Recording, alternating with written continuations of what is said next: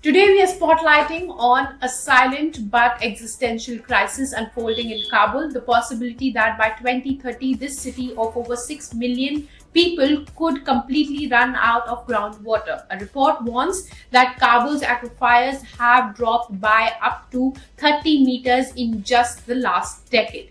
Groundwater extraction exceeds natural replenishment by a staggering 44 million cubic meters annually. Already, nearly half of Kabul's bowels have dried up, and what remains is often unsafe. 80% of groundwater is contaminated by sewage, arsenic, and salinity. The city's rapid population boom from less than 1 million in 2001 to roughly 6 million today has worsened the strain on water resources. Add in over 120,000 unregulated wells, 500 plus beverage factories, and 400 hectares of greenhouse agriculture, and the crisis only deepens. Add to that the impact of climate change.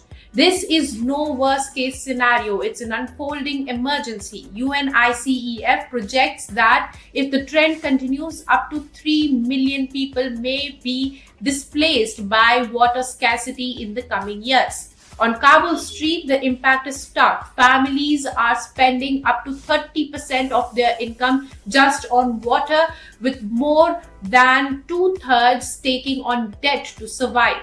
Teachers report that children, especially girls, are increasingly missing school just to fetch water. As one educator put it, they look hopeless, like water vendors. Experts say that the crisis is fueled not just by overpumping but also by decades of conflict, government breakdown, poor planning, and climate change.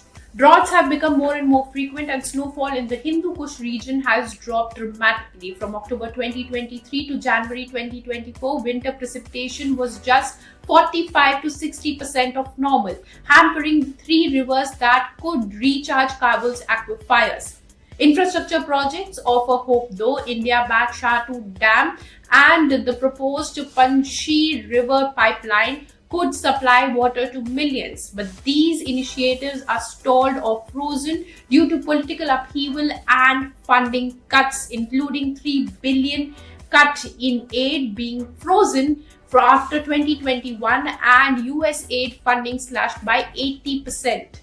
Water experts argue that clock is ticking. Without bold intervention, Kabul could become the first major city in the world to completely exhaust its water supply within the next 5 years. The question now is whether this warning will spark meaningful action or become yet another ignored alarm in the world of growing climate emergencies.